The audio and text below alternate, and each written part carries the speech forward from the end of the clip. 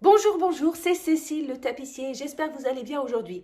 Aujourd'hui, je voudrais vous montrer comment est-ce que je fais un entoilage et surtout, pourquoi est-ce que j'utilise des semences de 5 mm. Je vais vous dire pourquoi est-ce que je fais ça. 5 mm, j'ai bien dit. Je m'appelle Cécile, je suis tapissier et je suis la fondatrice du centre de formation Mon Beau Fauteuil. On forme les personnes qui le veulent dans la reconversion professionnelle pour devenir tapissier et surtout, on les aide à développer leur entreprise, à créer leur entreprise et de mettre en place toute la stratégie marketing qui va avec. Aujourd'hui, c'est donc un tuto technique dont on va parler.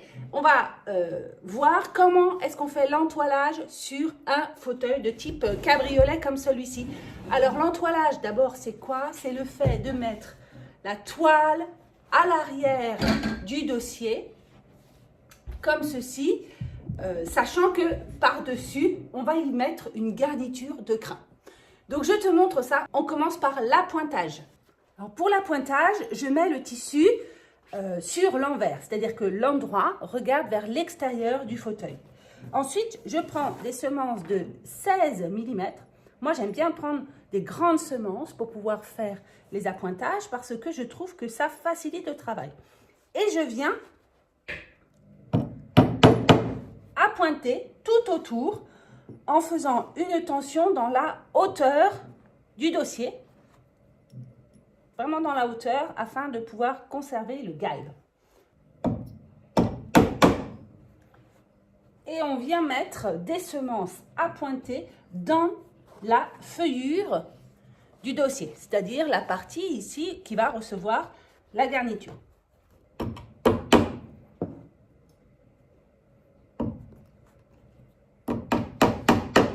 Voilà, donc je vais faire l'appointage et après je vais vous montrer comment j'utilise les petites semences de 5 mm pour pouvoir fixer le tissu.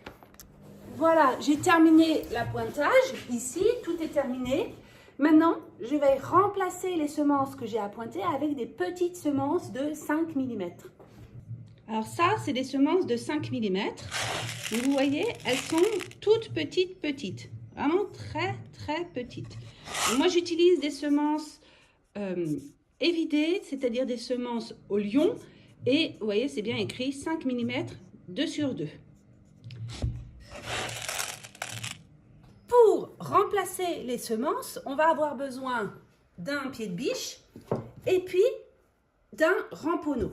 Alors, je voulais juste vous montrer un truc. Moi, je viens de me racheter un ramponneau de 6 mm. Et ça, c'est aussi un ramponneau de 6 mm. Et celui-ci est tout neuf. Celui-ci, je l'ai acheté il y a 27 ans à peu près quand j'ai commencé à travailler. Et celui-ci, vous voyez, le nouveau est beaucoup plus grand. Alors, c'est marrant, il est beaucoup plus gros. Je ne sais pas pourquoi ils les font beaucoup plus gros. Voilà, en tous les cas, c'est ça que j'ai reçu cette fois. Et je voudrais juste encore faire une distinction entre les deux. Le ramponneau, c'est le marteau qui a une partie aimantée et une partie pied de biche. Et ça, c'est un marteau garnisseur. Un marteau garnisseur qui a une partie aimantée et une partie qui n'est pas aimantée. Il ne faut pas confondre. Souvent, on voit des erreurs, on appelle ça un ramponneau. Ça ne s'appelle pas un ramponneau, ça c'est un marteau garnisseur. Donc pour faire l'entoilage et la fixation avec les toutes petites semences, moi j'aime bien utiliser le marteau ramponneau parce qu'il a une tête, vous voyez celui-ci, c'est marqué ici, il a une tête de 6 mm. Alors que ici, vous avez une tête qui va faire plutôt 10 mm, c'est-à-dire 1 cm. Et donc, votre semence, elle va être un petit peu noyée dans la tête. C'est vraiment très, très petit. Alors qu'avec ça, finalement, vous allez avoir plus de facilité à viser parce que la tête du marteau est plus petite. Donc, ça va être plus facile pour viser. Et alors, c'est un autre avantage d'utiliser un marteau ramponneau, c'est que, comme c'est plus fin, vous avez moins de chances d'abîmer la feuillure puisque vous allez pouvoir mieux viser dans le creux de la feuillure. Je ne vais pas enlever tout de suite les semences à pointer parce que j'ai ici un espace que je vais commencer à fixer avec une semence. Je prends une semence et puis je vais repérer avec ma main le bord de la feuillure, l'intérieur de la feuillure. C'est-à-dire que je ne vais pas venir fixer ici le long de la moulure. J'ai un grand espace et il faut que je réserve cet espace pour la suite de la garniture. Donc, je vais mettre le plus près possible du bord ici. Alors, je repère et puis je vais venir mettre une semence juste là au bord. Vous voyez? Et je l'enfonce bien. Je ne dois plus sentir sa tête. L'important est que vous ayez encore beaucoup d'espace ici de l'autre côté. On va continuer parce que je voudrais vous montrer quelque chose.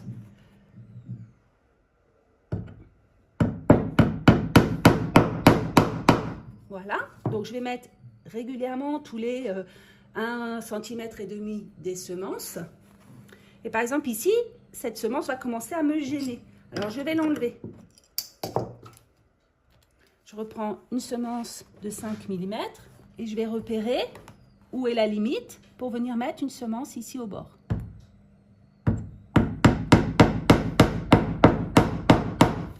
Alors, ce que je vais vous montrer, c'est que je viens placer la semence ici au bord du bois, vraiment à la limite.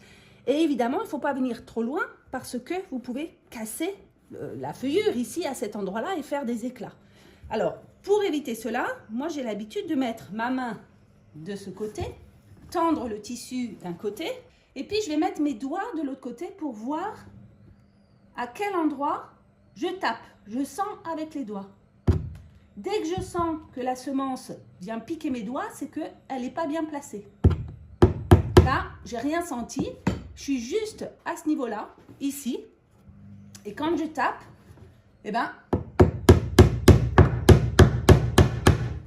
j'ai pas cassé la feuillure.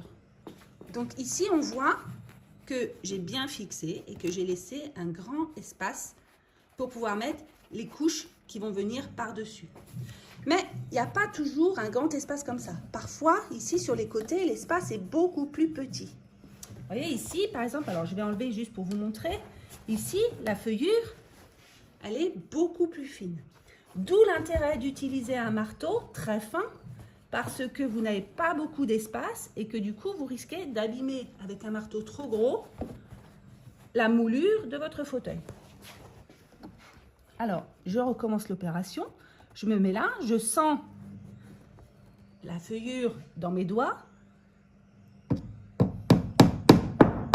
et je viens mettre une petite semence. Et vous voyez, je la mets bien le plus au bord possible vers l'extérieur. On va continuer.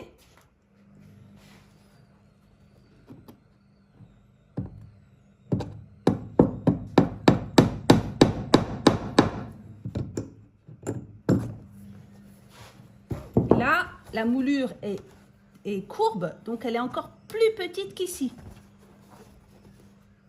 Parce que c'est un fauteuil d'une facture pas forcément adaptée à la garniture traditionnelle. Et du coup, il faut s'adapter. Voilà, vous voyez comment je fais? Et surtout, il ne faut pas qu'on sente les têtes. Quand je touche, je ne dois rien sentir du tout. Je voulais aussi vous dire que quand vous plantez les semences, je vous invite à les planter plutôt en biais. Vous voyez, vers l'intérieur, dans ce sens-là, comme ceci, plutôt que de les planter tout droites, parce que si vous les plantez tout droit, à tous les coups, vous débordez et vous allez casser le bord de la feuillure. Alors que vous avez plus de matière de bois, si vous tapez en diagonale, vous allez vraiment aller dans l'angle du bois et du coup, vous allez pouvoir avoir de la matière et pas casser de l'autre côté. Vous voyez, si je pique vraiment droit, là c'est avec un houseau, je vous fais la démonstration. Si je mets ma semence vraiment droite, eh ben, elle risque de passer à côté de la traverse du dossier parce que la traverse, elle est un petit peu en biais du fait du galbe. Donc, il ne faut pas vous mettre perpendiculaire, il faut vraiment venir piquer en diagonale vers le bois. Donc, je me mets au bord, vous voyez, ici, mais je ne pique pas droit, je pique en diagonale. Et en prenant des toutes petites semences de 5 mm, vous avez moins de risque d'abîmer la feuillure parce que les dégâts qu'une petite semence peut faire comme ceci de 5 mm sont vraiment minimes. Donc, s'il y a un éclat, il va être beaucoup moins gros que si vous prenez des semences plus grosses de 7 ou de 9 mm par exemple. Des fois, je vois des gens qui fixent les toiles d'entoilage, les tissus d'entoilage avec des 9 mm. Pour moi, ça ne va pas, c'est beaucoup trop gros et c'est beaucoup de risque d'abîmer le bois de votre dossier. Voilà. Eh bien, j'espère que ce tuto vous a plu, que ça vous a donné des éclaircissements sur la manière dont on peut faire l'entoilage sans prendre trop de risques. Dites-moi dans le commentaire si vous avez des questions et surtout, n'oubliez pas de vous abonner. C'est très important. Vous actionnez aussi la petite clochette, comme ça, vous êtes sûr de ne rien rater. Je vous dis à très bientôt pour un nouveau tuto ou une réflexion sur le marketing. Je vous embrasse et je vous dis à bientôt. Bisous.